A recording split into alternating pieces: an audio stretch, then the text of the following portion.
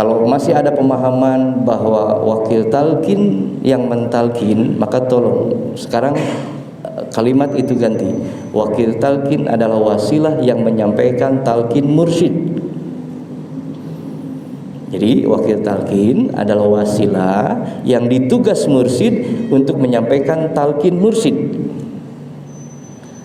Berarti yang mentalqin siapa? Mursyid, bukan wakil talqin. Wakil talqin wasilah. Jadi jangan memursyidkan wakil talqin. Ya, termasuk juga menghukumi bahwa inilah khataman tam. Yang 3 kali enggak tam. Nah, itu dari itu. Bisa jadi yang 3 kali tapi istiqomah, tapi sering khatamannya ditamkan mursyid. Itu ya. Belum tentu yang semalam suntuk kita khataman yang kita nyatakan itu tam, belum tentu tam menurut mursyid. Gitu ya.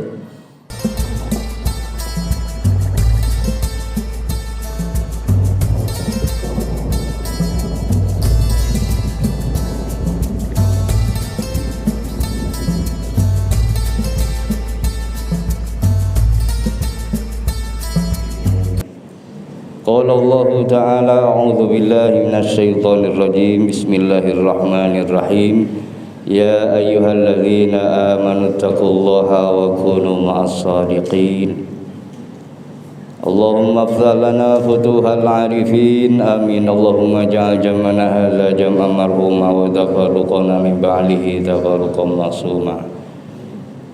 Allahumma ya muqallibal qulub tsabbit qulubana ala dinik. Ilahi anta maksudi wa ridhaka matlubi antini mahabbataka wa ma'rifatak. Hadirin jamaah manaqib yang dimuliakan Allah. Yang pertama, saya ingin menyampaikan rasa syukur atas terpilihnya ketua kita, ketua LDTQN Provinsi DKI Jakarta, beliau Al-Ustaz Latif, sebagai mudir Idarah Aliyah Pengurus Pusat Jatman Jamiah Ahli Thariqah Al-Mu'tabarah periode 2025-2030 ya Ustaz. Alhamdulillah. Dan juga Ustaz Handri, beliau di lajnah pengkaderan, terlebih ketua dewan pakar kita di pusat Profesor Dr. Ajid Tahir, ya, beliau juga sebagai koordinator lajnah turos dan sanad thariqah. Kita doakan mudah-mudahan beliau-beliau diberikan kemampuan oleh Allah Subhanahu wa taala, dan semoga tugas yang diemban membawa manfaat ya untuk kita semua, terlebih membawa syiar di dalam Thariqah Qadiriyah Naqsyabandiyah Pondok Pesantren Suryalaya Tasikmalaya. Puji dan syukur kita panjatkan kehadirat Allah Subhanahu wa taala. Salawat dan salam semoga terlimpah kepada baginda Rasulullah Muhammad sallallahu alaihi wasallam, pada keluarga, sahabat, tabi'in, auliya Allah, mudah-mudahan terlimpah untuk kita semua. Hadirin rahimakumullah. Ada di YouTube kiai kita, ketua kita menyampaikan hidup itu murah, ego itu mahal. Gengsi itu mahal ya. Saya ingin menambahkan hidup itu sederhana, kolbu dan pikiran itu rumit.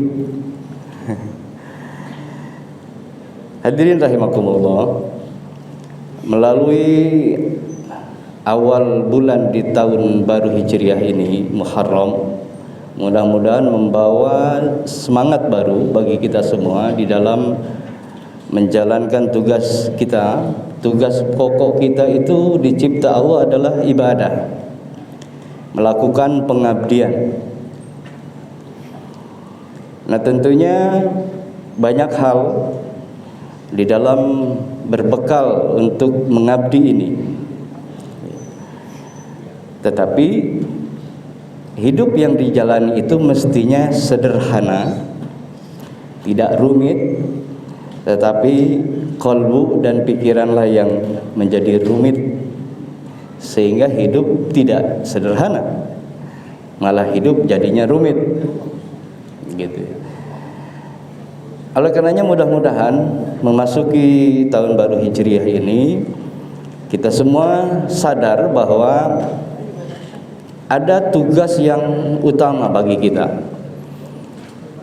Hal yang lain selain ibadah mengabdi ini, maka itu menjadi tugas tambahan kita.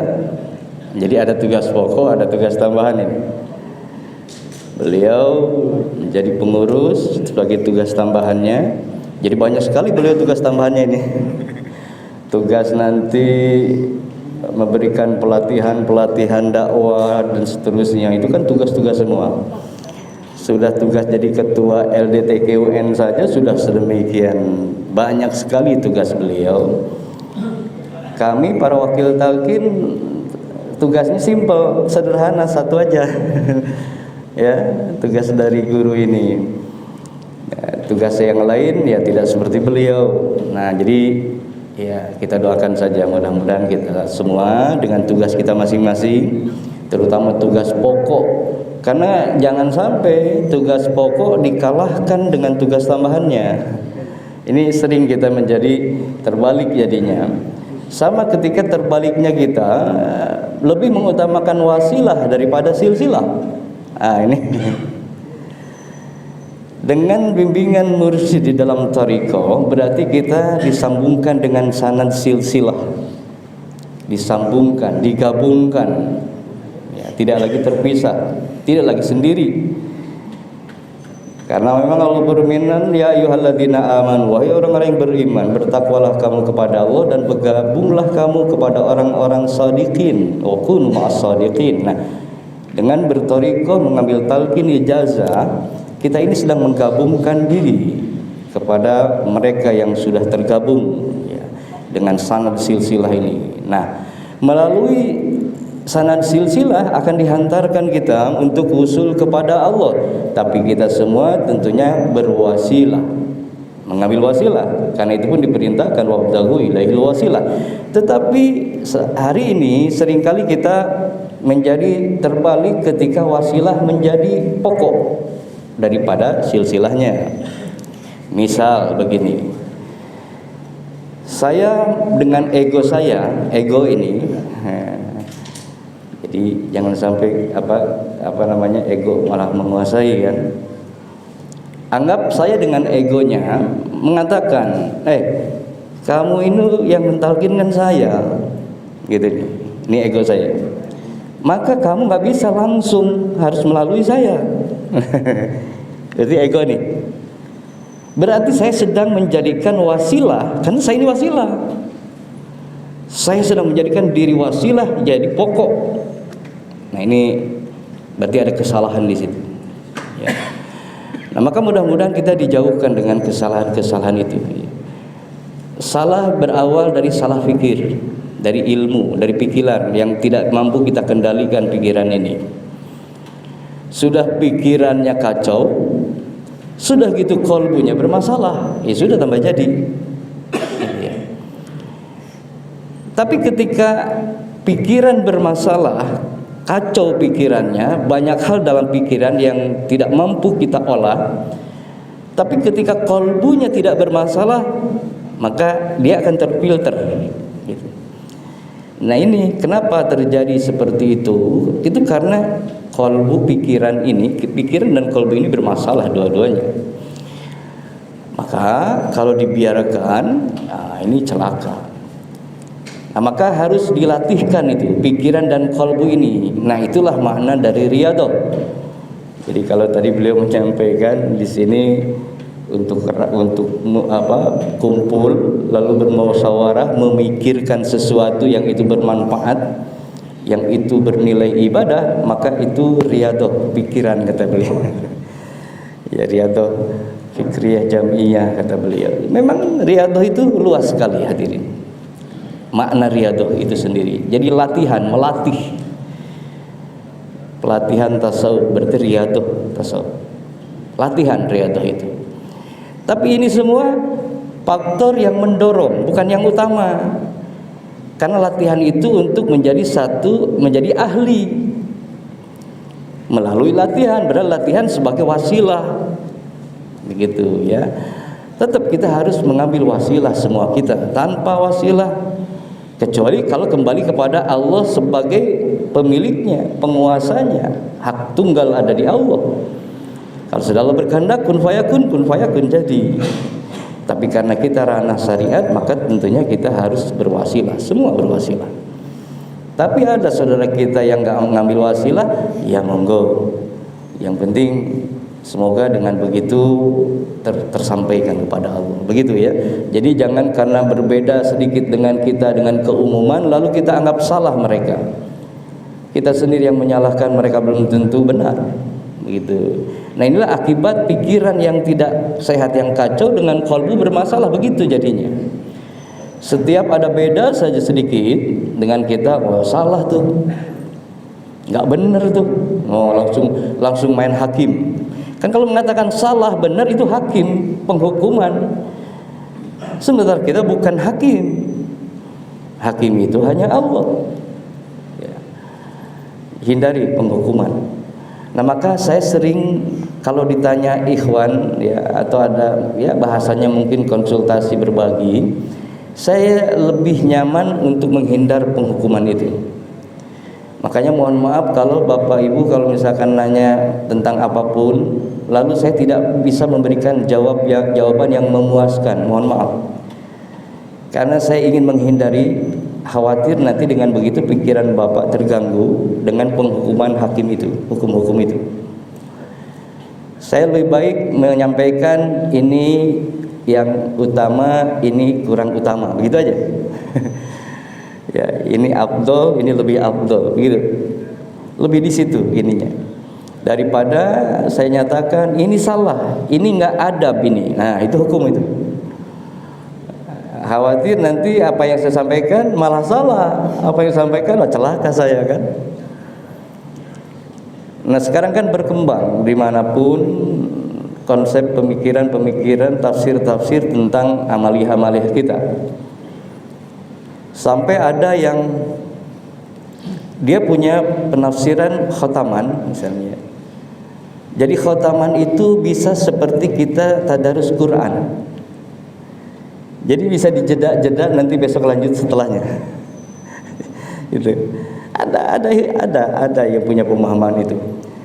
Karena dengan kalimat kan Abah nggak nyuruh kita mengamalkan khotaman itu harus 1 jam, harus 1 malam, harus sekian sekaligus, atau harus seperti apa. Makanya dia punya penafsiran, loh kalau begitu ya bisa aja dong. Kalau misalkan saya khotaman itu daripada saya yang harusnya 100 kali dibaca 3 kali, ya sudah, saya mampunya yang di situ berapa kali dulu, ya berhenti dulu di situ, nanti besoknya atau kapan lanjutkan dari situ. ada yang begitu Muhammad. Nah lalu ada yang bertanya, bagaimana yang seperti itu? Kalau dengan cara seperti itu, lalu kemudian lebih mampu merasakan barokahnya guru, mampu merasakan tersambungnya kita dengan guru, monggo laksanakan. Tapi hanya dirimu, gitu. Jadi lebih kepada hal-hal itu masuk kepada khususiat nantinya.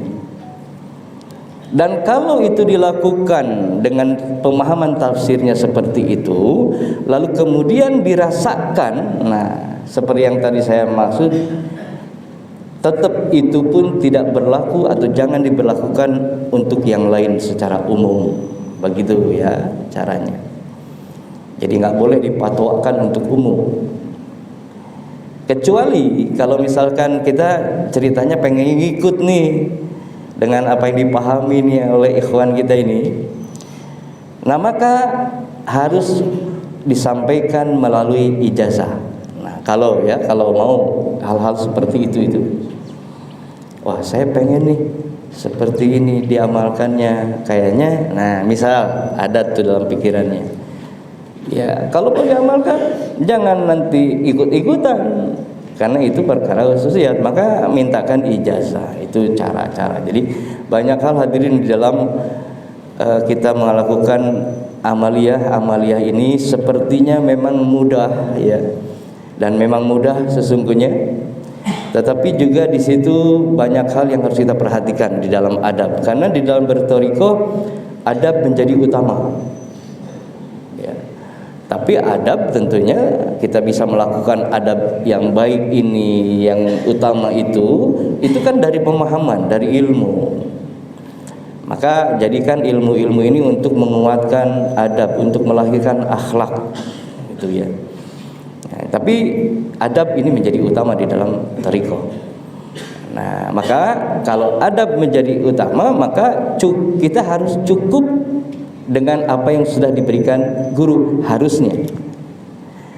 Tapi lagi-lagi kalbu kita bermasalah, nafsu kita menguasai pikiran kita. Nah, akhirnya nggak merasa cukup. Mau ini, melakukan itu, ditambah ini, dikurangi itu, kan itu. Akibat nggak merasa cukup. Sehingga kita ingin memang banyak keinginan dari seorang murid itu menunjukkan adanya himmah yang kuat dari seorang murid. Dan itu ciri murid, himmah aliyah itu. Keinginan, cita-cita, inisiatif, kreasi itu masuk bagian dari ciri murid, himmah aliyah. Tetapi hati-hati di dalam menempuh itu, jangan sampai didorong oleh hawa nafsu. Termasuk hal-hal yang bersifat baik tidak menjadi baik dan utama kalau yang mengejarnya nafsunya, pengejarannya. Jadi nafsu yang mendorong. Tapi bagaimana itu dilakukan, dicarikan, dikejar itu, tapi atas dasar ilahi anta maksudi. Ya, itulah munajat utamanya. Ilahi anta maksudi waridhu. Hanya semata-mata yang kita lakukan semua kita ini untuk ya Allah, ilahi anta maksudi. Engkau yang kami maksud dari ini semua, ridhamu yang kami cari dari ini semua. Jadi munajat itu bukan hanya dibaca mengawali dzikir jahar, kemudian mengawali ya latif dalam khotamah, lalu mau tawajuh, bukan hanya di situ. Tapi bagaimana kalimat munajat ini lalu kemudian menjadi landasan di dalam kita melakukan pengabdian ini, di dalam kita melakukan khidmah ini di dalam berthariqah. Nah, jadi hadirin, mari kita di bulan Muharram ini kita menyadarkan diri kita masing-masing bahwa banyak hal ya dalam pikiran yang harus masih banyak benang kusutnya. Ayo kita sama-sama mulai urai, begitu ya. Banyak hal yang mengganggu, yang ada, yang menghijab kalbu kita sehingga kalbunya tidak lagi bersih dan bening. Nah, mari kita upayakan agar kalbunya menjadi bersih dan bening. Nah, sehingga apapun yang kita tangkap dengan alat indera kita menjadi satu pengetahuan ilmu tadi melalui taklim, melalui majelis taklimnya, lalu kemudian itu akan dihantarkan pada kalbu, dari kalbu kemudian diolah dari kebeningan hati, lalu membuat perintah kepada motorik kita untuk melakukan sesuatu, maka itu menjadi sesuatu yang dilakukannya benar dan baik dan utama. Tanbih mengatakan apa bahasanya, lahirkan kebaikan yang muncul dari kesucian, kan begitu ya. Jadi kebaikan yang lahir dari kesucian, tidak dari nafsu. Salah satu yang sederhana bisa kita ambil contoh, misalnya kita mau melakukan sholat sunat, sholat hajat. Nah, itu kan mesti kita paham bahwa sholat hajat urusan dengan hajat kan? Tetapi di dalam melaksanakannya jangan lagi karena hajatnya. Kalau itu masih ada dalam sholatnya, hajat itu berarti hajat dikejar dengan nafsunya gitu. Usahakan ketika melakukan hajatnya sudah enggak terpikir hajat. Nah, itu yang harusnya. Fadilah-fadilah itu dibuat ya oleh para ulama kita untuk mendorong kita supaya semangat ibadah sesungguhnya. Karena kita masih harus, kita ini kalau ada fadilah dulu, ada iming-iming dulu, kita baru mau ini. Karena maunya nafsu begitu. Harus ada iming-iming dulu, baru dia mau. Kalau nggak ada, udah ketika dilaksana pun hambar. Tapi kalau sudah ada, oh ceritanya ini kalau dilakukan, ini khasiatnya begini, nah, mesti mau itu mengamalkan. Begitu ya. Sekalipun fadilul amal itu dibuat oleh para, nggak apa-apa. Jadikan awalnya, dorongan awal nggak apa-apa, mengantarkan kita kepada fadilah itu, kepada khasiat-khasiat itu, nggak apa-apa, namanya nafsu. Tetapi usahakan saat kita mau melakukan sholat, melakukan apapun saja yang di situ ada fadilah tadi, maka harusnya sudah hilang. Hajat itu sudah nggak ada. Yang ada adalah ilahi anta maksuninya. Nah itu luar biasa. Kalau kita sudah mampu mengendalikan diri seperti itu luar biasa. Dan Bapak Ibu sudah ada di makom yang luar biasa. Oh, jadi kadang-kadang kita pengen tahu nih makomnya di mana, gitu ya. Sudah tingkatan berapa? Jadi kalau sabuk ini sabuk hitam, coklat apa? Ya, kita kan masih seneng tuh dengan simbol-simbol gitu. Oh, kalau sudah sabuknya apa? Kalau di karate yang tinggi tuh hitam ya. Oh, kalau sudah hitam, nah udah dia tinggi ininya kan. Orang yang tahu itu mesti hati-hati menghadapi yang sabuk hitam ini, gitu. Dan kita maunya begitu, maunya dibegituin gitu. Nah itulah nafsu dan ego ya, gitu. Jadi mahal ya, guys ini seperti itu. Nah pun juga dalam hal perkara-perkara yang lain. Jadi kembali kepada kita Bapak Ibu, apakah kita mau buat hidup ini sederhana dan mudah, atau kita buat sulit dan bermasalah? Sebetulnya kita juga yang membuatnya. Ulah kita sesungguhnya. Misalnya, kenapa kamu sakit? Karena mikirin ini, mikirin itu. Nah, karena pikiran kan? Berarti kita juga yang buat. Akibat sakit karena pikiran kita yang memikirkan. Jadinya pusing. Coba enggak pikirannya dilepas, tapi memang sulit kan gitu. Ya sulitnya kan karena kita sudah buat sulit. Kita selalu sugestinya sulit, ya sudah jadinya sulit. Coba kalau sugesti kita kuatkan pikirannya, memang sulit ini, nggak bisa dipungkiri sulit gitu ya. Tapi kita berusaha pikiran kita membuat ini nggak sulit. Buat aja, paksakan aja pikiran kita. Ini mudah, gampang ini. Sampai kita terus memohon pada Allah. Ya gimana bisa mau mudah, toh pikirannya udah menutup sulit. Ya sudah. Sama ketika kita selalu mengatakan saya kan nggak bisa, berarti sudah nutup. Ya sampai kabur nggak akan bisa karena kita sendiri yang buat keputusan nggak bisa. Tapi coba kalau saya belum bisa, Bagai. Nah, kalau belum mesti nanti dikasih bisa. Penting Bapak Ibu ya mengolah pikiran begitu. Tapi ya nanti pikiran dipengaruhi yang lain, terutama kolbu. Yang paling penting itu kolbunya. Disitulah komando semua. Nah kita nggak sadar akan kolbu ini karena sedikit sekali kita mendapatkan ilmu-ilmu tentang kolbu, ilmu-ilmu tentang ruhani, sedikit sekali. Karena bandingannya berlipat jauh antara ilmu-ilmu yang dipahami dengan akal fikir yang hubungan dengan syariat yang zahir, yang nampak, yang mampu kita raba, jelas terasa gitu ya secara zahirnya, tibatan, dibanding perkara ruhani yang kita sendiri nggak paham itu. Nah akhirnya biarkanlah baik. Nah bersyukur justru ketika kita mendapatkan talqin dzikir. Karena dengan talqin dzikir kita sudah mulai dibekali, dikenalkan, diberitahu tentang pentingnya ruhani dalam diri, tentang kolbunya, rasanya, sirnya, gitu ya.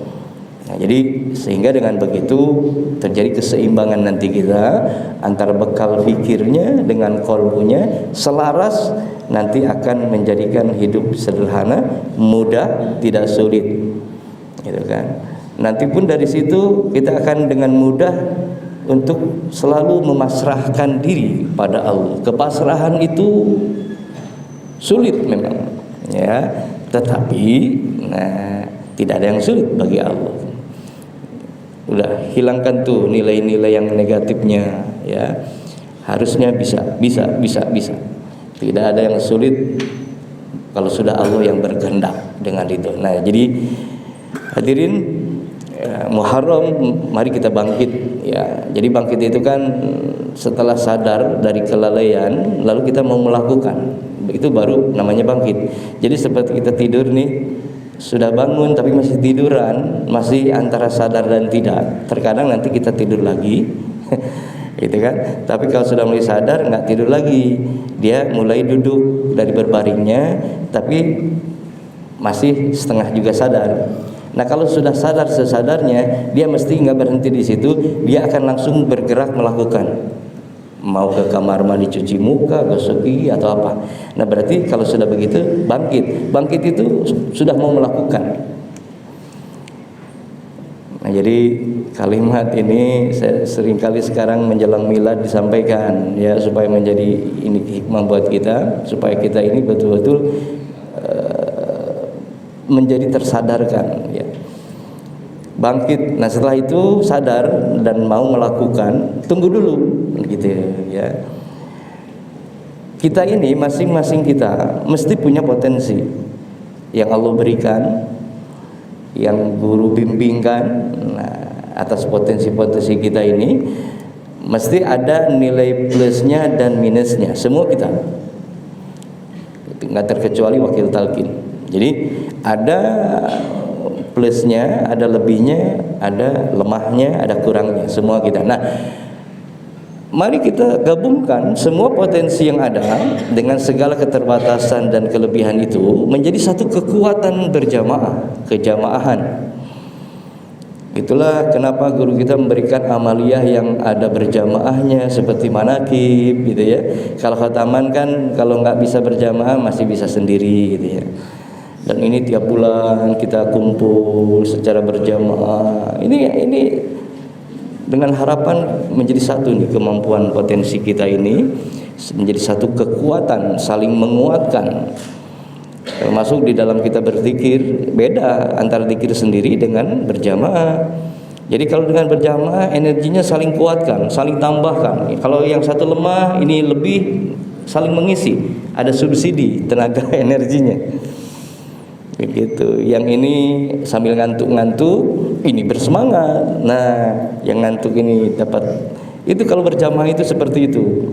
Jadi pentingnya kita berjamaah supaya ketika kita lemah, ketika kita kurang, nanti kita dapat energi tambahan, gitu ya. Saling mengisi, itu begitu. Nah, dalam zikir. Terus kemudian yang lain. Nah, hadirin, kemudian setelah kita satukan potensi, nah maka setelah bangkit kita bersatu. Nah, barulah setelah kita bersatu, yuk kita maju. Nah, makanya di logo milad sekarang 120 tahun Suryalaya, kemudian di bawahnya bangkit, bersatu, maju. Nah, mari jadikan ini kita olah kalimat ini menjadi satu aplikasi di dalam kehidupan kita.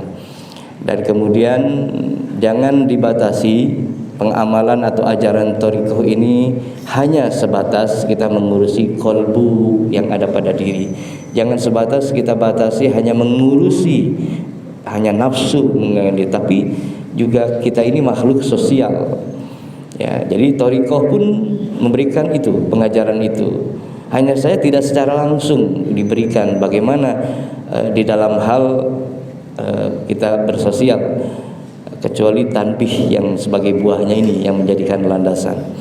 Nah, itulah nanti silahkan kita dengan kemampuan kita, silahkan punya kreasi-kreasi, pikiran-pikiran yang lahir dari kesucian tadi, munculkan. Kita punya tugas tambahan di lembaga yang mana. Nah, kita manfaatkan itu untuk melahirkan ya nilai-nilai yang baik, positif dan bermanfaat.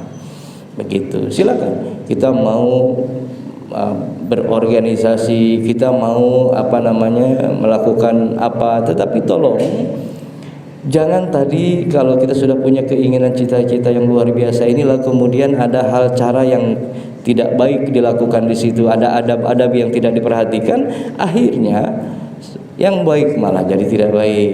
Jadi akhirnya kita sudah berupaya, capek pikiran, capek tenaga, hasilnya tidak utama. Sayang jadinya ya gitu. Jadi jangan nanti wasilah menjadi silsilah. Jangan sampai nanti yang tugas tambahan menjadi pokoknya. Nah, itu ya. Jangan. Karena ya mungkin banyak faktor kenapa wasilah jadi pokok, kenapa yang tambahan jadi utama. Mungkin ada sebabnya, ada yang mendorongnya, tapi apapun yang menjadi pendorongnya, tetap jadikan ini sebagaimana porsinya. Tambahan tetap tambahan, pokok tetap pokok, wasilah tetap wasilah, gitu ya. Nah, jadi kalau masih ada pemahaman bahwa wakil talqin yang mentalqin, maka tolong sekarang kalimat itu ganti. Wakil talqin adalah wasilah yang menyampaikan talqin mursyid. Jadi wakil talqin adalah wasilah yang ditugas mursyid untuk menyampaikan talqin mursyid. Berarti yang mentalqin siapa? Mursyid, bukan wakil talqin. Wakil talqin wasilah. Jadi jangan memursyidkan wakil talqin. Gitu ya. Ya, kalau misalkan ada wakil talqin yang mengabdinya mursyid, nafikan kita oleh kita. Jangan terganggu di situ. Karena apalagi kalau ngaku diri mursyid, berarti bukan mursyid. Kalau dimursyidkan, yang dimursyidkan harus menafikan. Kalau dibiarkan sama saja dengan pengakuan. Misalnya saya mengatakan, oh itu kan orang Jakarta aja yang bilang saya mursyid, bodoh amat urusannya misalnya. Kita nggak ada upaya menegur, mengingatkan, menjelaskan, itu ya. Dibiarkan. Ya sudah kan urusannya masing-masing. Yang penting saya nggak ngaku. Nah misalnya, ya dengan pembiaran seperti itu sama aja pengakuan. Sebetulnya sama ketika konsep riya dalam ibadah, bukan berarti kita ingin dilihat ibadah kita oleh siapapun selain Allah, tapi ketika menghindar melakukan itu gara-gara kita tidak ingin disebut riya, itu juga riya. Jadi ini hati-hati ya. Sepertinya wah kita ini soleh gitu ya, gara-gara selalu kita ingin sholat nggak diketahui orang, mestinya tengah malam. Karena dengan begitu saya nggak disebut, nggak ingin riya misalnya. Kan tujuannya begitu, malah itu jadi riya. Gara-gara ada siapa misalnya, kita nggak mau disebut saya ahli ibadah nih, sok-sokan nih. Saya nggak mau ada orang ini nih. Akhirnya biasanya dia sholat, dia ngaji Quran, gara-gara orang itu nggak jadi tuh sholat dan Qurannya, gara-gara nggak mau disebut saya ahli Quran, ahli ibadah. Itu pun riya. Sama ya, jadi begitu. Nah jadi hadirin ya, untuk pikiran ini antara lain beliau mengatakan riyadhah fikriyah, diriadohkan pikirannya, dilatihkan ya. Itu bagian dari riyadhah juga ya, riyadhah pikiran dengan merumuskan, memikirkan, kemudian membahas dan seterusnya. Tetapi lagi-lagi kalau ranahnya ranah sufistik, sufiah, tasawuf, thariqah, nah mesti jangan hindari putusan-putusan itu ya, yang memutus, yang menjadi final hakim begitu, jangan. Jadi hindari bahasa ini benar, ini salah. Bahkan kalau sudah kita masukkan lagi ininya, bahkan untuk mengatakan saja atau mengakui ini lupa atau ingat pun itu harusnya dihindari juga sebetulnya. Karena bisa jadi menurut kita lupa padahal enggak lupa. Itulah. Kan akhirnya rugi kita sudah menghukumi lupa. Ya sudah, kita yang menjadi hakimnya ya rugi sudah. Padahal sebetulnya ada lupa. Makna lupa ini kan luas. Ada lupa menurut pikiran ini dengan ilmu-ilmunya, lupa itu seperti apa. Tapi ada lupa yang sebetulnya bukan lupa, hanya digantikan. Itu dia nggak lupa tapi digantikan. Nah makanya termasuk ingat, mengaku kita merasa ingat dan lupa. Yang aman adalah kita ini nggak tahu. Yang aman nggak tahu apa ini sudah benar atau tidak, apakah ini, yang penting saya amalkan semampu saya, gitu kan. Ya, mohon kalau memang sekiranya ada yang salah diingatkan, gitu aja. Ya termasuk juga menghukumi bahwa inilah khataman tam. Yang 3 kali enggak tam. Nah, itu dari itu. Bisa jadi yang 3 kali tapi istiqomah, tapi sering khatamannya ditamkan mursyid. Itu ya. Belum tentu yang semalam suntuk kita khotaman yang kita nyatakan itu tam, belum tentu tam menurut mursyid. Gitu ya. Tapi silakan, ini lakukan, itu lakukan, tapi tanpa ada dorongan-dorongan apapun. Jangan ada nilai-nilai apapun di situ, kecuali bahwa semata-mata ini dilakukan, yang ini juga dilakukan. Kita ingin dijadikan muridnya oleh Sultan Aulia Syekh Abdul Qadir Jilani, ingin dijadikan muridnya oleh Pangersa Anum. Itu aja. Itu aja yang dorongan kita melakukan ini itu. Mudah-mudahan dengan mengamalkan yang semalam suntuk, mengamalkan yang khotaman 3 kali ba'da asar, ba'da maghrib itu, dikirnya ditambahin itu semata-mata hanya satu, kita mohon dijadikan murid. Itu aja, itu sudah cukup sebetulnya. Hal yang lain gurulah. Tuan Syekh dengan catatan buku, nanti di situ murid-murid beliau. Ya, bagaimana tadi manqobah diperdengarkan, dibacakan. Kalau kita sudah menjadi muridnya, urusan nanti dimasukkan ke neraka pun Tuan Syekh yang memperjuangkan jadinya gitu ya. Yang penting siapa yang mahabbah kepadaku dan menghadap padaku. Nah, itu cluenya di situ. Yang mahabbah dan menghadap. Nah, itu tinggal ditafsirkan tuh. Mahabbah menghadap kepadaku. Nah, itulah murid yang dicantumkan di dalam buku tadi. Dan siapakah nama murid beliau di lembar pertama di buku itu? Kira-kira siapa? Ada yang tahu nggak Bapak Ibu? Lembar pertama muridnya di buku yang tadi itu, di Manqobah 40 itu. Ada yang tahu siapa? Yang lembar pertama adalah 60 orang. Itu kan di Manqobah. Dan dia jadi murid pertamanya dari Tuan Syekh. Coba, itu murid pertama dengan latar belakang perjalanan yang luar biasa ya. Nah, makanya Bapak Ibu jangan merasa berkecil hati dengan keadaan ini dan itu, tetapi teruslah bermohon kepada Allah agar ini dan itu ini diridhoi Allah. Itu aja. Karena dengan ridho Allah nanti dengan mudah Allah akan bolak-balikan. Yang nggak benar jadi benar, itu Allah mudah. Kenapa yang nggak benar belum juga benar? Akibat kita juga. Kitanya uring-uringan terus-terusan dengan berpikir dengan begitu, akhirnya suudzon kepada Allah. Seperti kita nggak yakin sama Allah jadinya. Yang penting upaya saja semampunya, nggak berputus asa. Misalnya kita punya anak yang bandelnya nggak kepalangan misalnya. Terus saja semampu kita ingatkan, masih juga kita ini masih juga. Yang penting nggak putus asa, dan sambil kita berupaya itu pasrah, ya Allah, anak ini ciptaanmu, makhlukmu, bukan milikku ya Allah, tapi kami tidak berdaya mengurusi.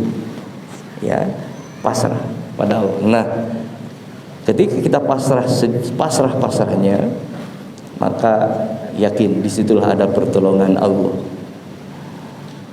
Dengan mudah Allah, apapun yang menurut kita sulit dan mustahil, bagi Allah tidak ada yang sulit dan mustahil ya. Dan seringkali kita dikecohkan ya, kadang-kadang yang sesuatu yang kita anggap hina nggak akan jadi mulia, kan begitu ya. Tapi bagi Allah yang hina bisa mulia jadi hina mudah. Jadi teruslah kita mengupayakan ya, menjadikan hidup sederhana tadi, tidak sulit, tidak rumit, gara-gara pikiran yang selalu saja ya. Dan itu karena kalbunya bermasalah. Nah, maka kembalikan terhadap apa yang sudah diberikan oleh guru kita, amalkan. Tetapi di dalam mengamalkannya, lihat tanbih. Tanbih itu mengisyaratkan kita untuk mengamalkan ajaran ini, tuntunan ini dengan sungguh-sungguh. Bersungguh-sungguhlah di dalam beramal. Dah, itu aja kuncinya ya. Jadi bukan lagi berbicara nilai nominal kalau sudah di kualitas, Tapi untuk menjaga melahirkan kualitas tentunya nominalnya harus diperbanyak dulu di situ. Jangan cukup 165 masih 3 gitu ya. Terus kalau kita mau ya kembali kan pada itu. Pilihan kita maunya gimana kan itu. Kalau kita pilihannya kita maunya berkah, maunya banyak rezeki dan seterusnya, ya bersungguh-sungguh di dalam ibadahnya kan gitu. Nah urusan bersungguh-sungguhnya, berpayah-payahnya kita yang nggak mau, itu kan masalah. Jadi kembali kepada kita. Gitu. Maka semua pilihan tuh jangan salah pilih aja. Akibat kitanya ya bermalas-malasan, ya itulah yang didapatkan. Tapi ketika semangat bersungguh-sungguh, itu juga yang akan didapatkan. Begitu ya. Nah jadi kesederhanaan di dalam pikiran yang kita ini itu, kemudian qalbu ini itu luar biasa gitu. Ya. Jadi jangan lagi dibebani dengan yang pikiran-pikiran tadi itu. Memang kita selalu kan ada hubungan di luar diri kita. Kitanya dalam diri kita sudah cukup kuat, sudah bisa, sudah mampu kira-kira begitu. Tetapi kita hubungan dengan yang lain. Nah ini kadang-kadang yang kekuatannya goyah lagi. Gara-gara urusannya dengan istri di rumah, dengan anak, belum lagi dengan tetangga, belum lagi ngurusi apa, pikiran ini terus di sini numpuk. Nah maka perkuat lagi amalnya, perbanyak lagi amalnya supaya seimbang.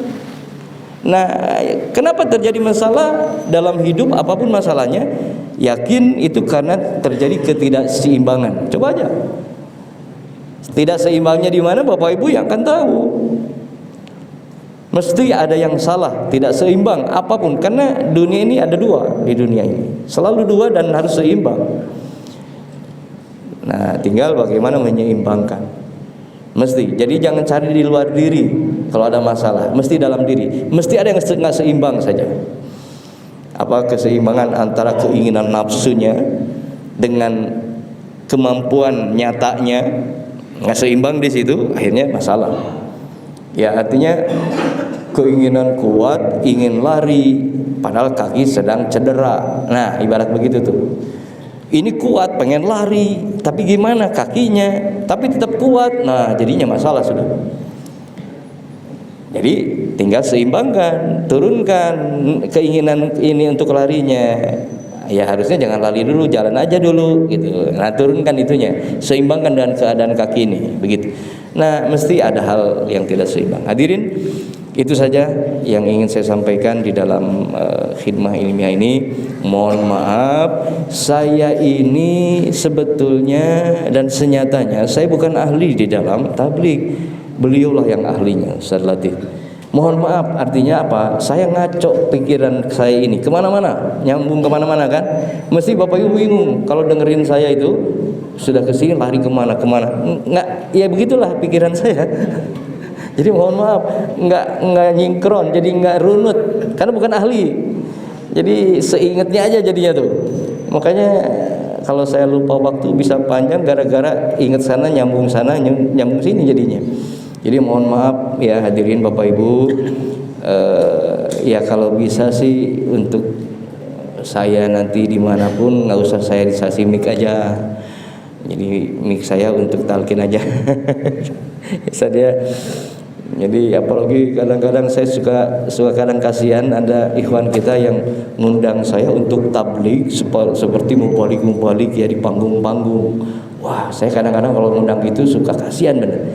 Kasihannya takutnya mengecewakan, nggak memuaskan gitu. Karena saya bukan ahli. Saya kadang daripada akhirnya ini ke Sahibul Bait, saya kadang Ustaz suka bawa mubalik aja kalau gitu. Kamu aja yang ceramah lah saya bilang. Saya nggak biasa apalagi di panggung begitu ya. Begitu. Jadi sekali lagi saya mohon maaf. Makanya apa yang saya sampaikan kalaulah salah karena kebodohan saya mohon maaf, benar fadl Allah. Demikian, dan setelah ini kalau ada yang talqin, yang mau talqin monggo silahkan, terjaga wudunya. Jadi kalau batal wudu lagi, kalau nggak batal nggak usah wudu lagi. Kalau ragu batal tidak berarti tidak batal. Kalau ragunya wudu belum, berarti belum wudu, jangan sudah wudu. Kan tadinya belum. Ya, tapi kalau batal enggak ya, berarti enggak batal. Enggak usah ragu. Begitu ya. Demikian, Assalamualaikum warahmatullahi wabarakatuh. Waalaikumsalam warahmatullahi wabarakatuh.